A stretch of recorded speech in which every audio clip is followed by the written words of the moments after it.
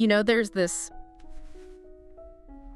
very specific, almost universal sensation that I think everyone has felt, but we rarely actually stop to, put language to it. Yeah.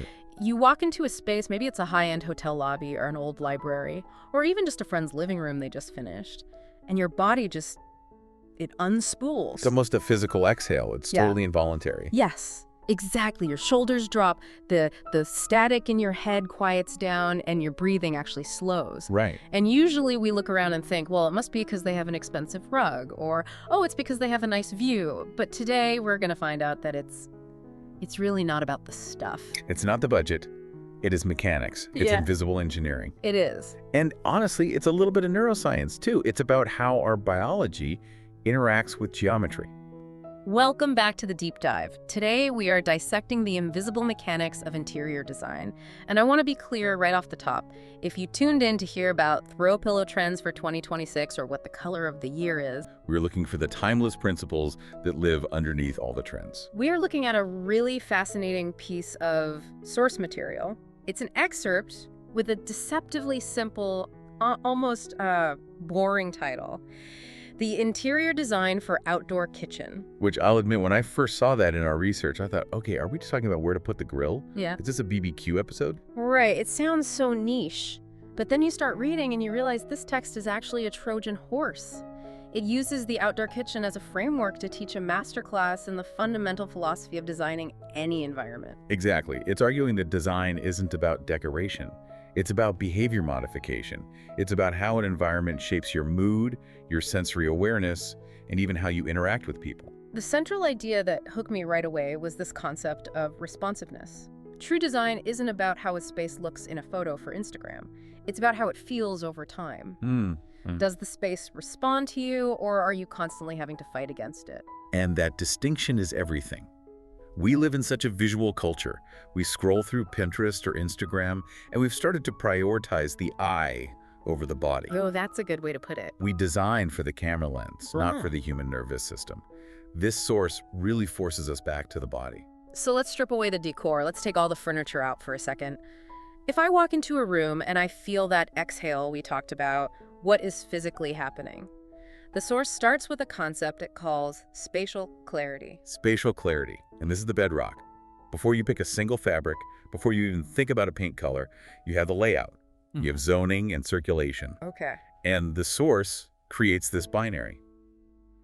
A layout is either effortless or it is overwhelming. Overwhelming feels like a really strong word for a floor plan, doesn't it? Is it, though? I mean, think about the last time you were in a poorly designed kitchen at a party. Oh, I know exactly what you're talking about. You're trying to get a drink, someone opens the fridge, and it blocks the main walkway, someone else is at the sink, and the trash can is under the sink, so you have to move the person washing dishes just to throw a napkin away. You're doing this awkward little dance, sucking in your stomach to squeeze past people. That is cognitive load. That is stress. It's microstress over and over again. It is. Your brain is constantly calculating trajectory to avoid a collision. The source calls this visual noise. And I think that's just a brilliant term. Because we think of noise as something you hear. Exactly. But clutter in the flow creates noise in the brain. So spatial clarity is just about removing that friction. It's about making it intuitive. When the circulation flow follows a natural progression, fridge to sink, sink to prep area to the stove, your body just moves without thinking. Right. You don't have to make all these micro decisions about where to step. It frees up your mind to actually focus on the conversation or on the cooking. And that leads to this really fascinating redefinition of luxury that the text brings up. Because normally, if I say luxury kitchen, you think marble waterfalls, gold taps, a big Sub-Zero fridge, the things you can point to. Exactly. You think about the receipt. Right, the status symbols. But the source argues that real luxury is the sense of ease. Which is, it's the luxury of not being annoyed by your own house. That is a high bar, actually. It is. Yeah. But think about it. If you have the gold taps and the marble, but you have to walk around a poorly placed island every single time you want a glass of water, that marble doesn't make you feel good. It just looks good.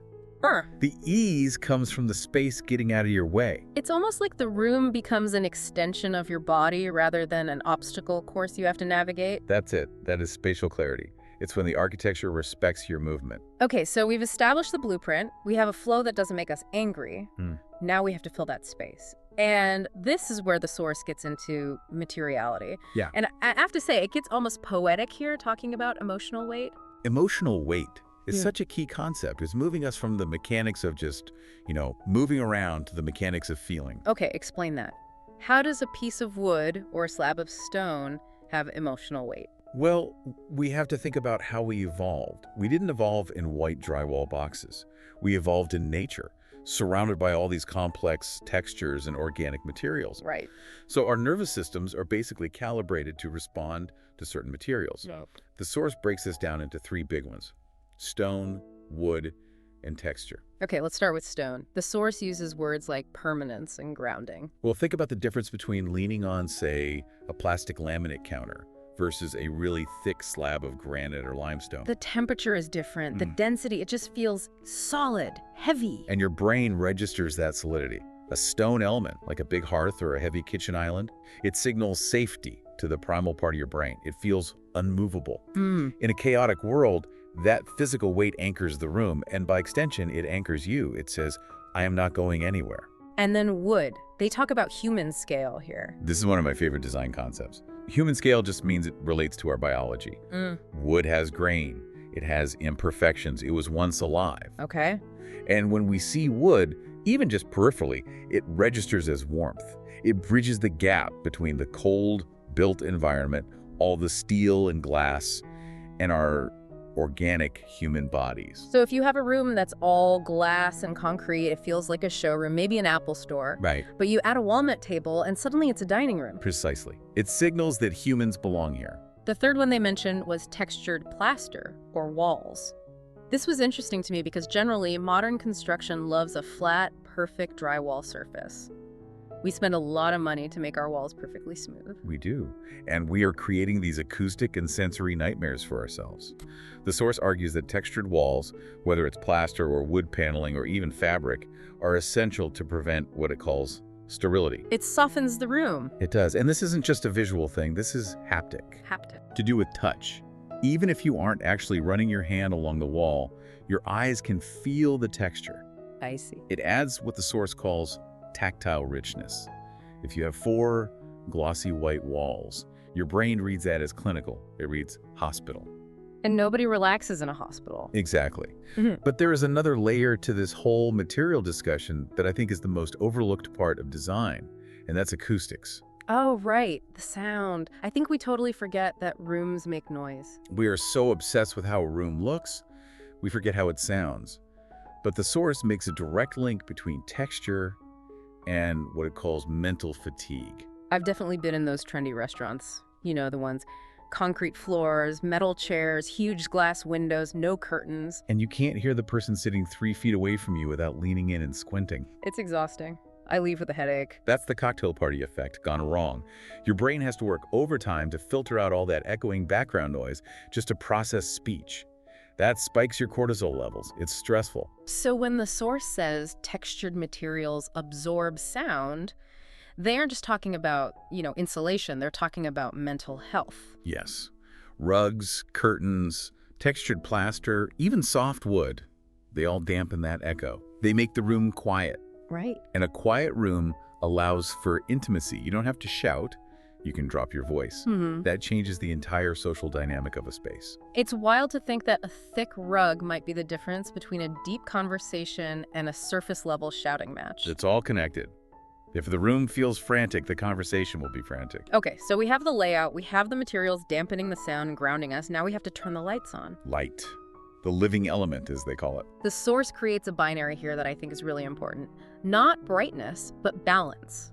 Because I am definitely guilty of the more lumens is better approach. I just want to see where my keys are. I want to see everything. You and everyone else. We tend to just blast spaces with overhead pot lights. What some designers call Swiss cheese ceilings. Swiss cheese ceilings. Just holes everywhere pumping out light. It looks unappealing, and it flattens everything. It casts these harsh shadows under your eyes so everyone looks tired. Okay, not ideal. The source argues that a well-designed interior respects the rhythm of natural light. It changes throughout the day. So walk us through that rhythm. What should happen in the morning? Well, in the morning, the light is coming in at a lower angle. So if you have those textured walls we talked about, the plaster, the wood grain, that side light is going to catch all that texture. Oh, interesting. It creates these little micro shadows. It highlights the character of the room. Yeah. It wakes the space up. It feels crisp. In midday? Midday's overhead, it's stronger. This is when that spatial clarity, the layout really shines. The room feels open, airy, and clear. You want that visibility. But the evening? This is where I think most people, including me, get it wrong. The evening's critical. Biologically, as the sun goes down, our bodies expect the light to get warmer and lower. You have to think about a campfire. That is our evolutionary baseline for what night should feel like. Right, the light is down at seated level. It's warm, it's orange, it's flickering. Exactly. You want softer shadows. You want the room to close in a little bit, to feel more intimate. If you blast the same bright overhead light at 9 p.m. that you had at noon, you're disrupting your circadian rhythm. You're basically telling your body it's time to work, not rest. So an interior that works with light feels timeless because it's literally aligned with the planet's rotation. It feels like it belongs in the world. This discussion of light leads pretty naturally into color. I mean, you can't really have one without the other. The source suggests color should be strategic, not dominant. Right. It shouldn't be the star of the show. It should support the materials. They break it down into muted tones versus deeper tones. Muted tones, so beiges, soft grays, earth tones. The source says these slow the mind. Because they're low stimulus. They don't demand your attention. They recede into the background, and that encourages relaxation. It's like visual white noise. But they also talk about deeper tones, like navy, charcoal, forest green, adding gravity and confidence.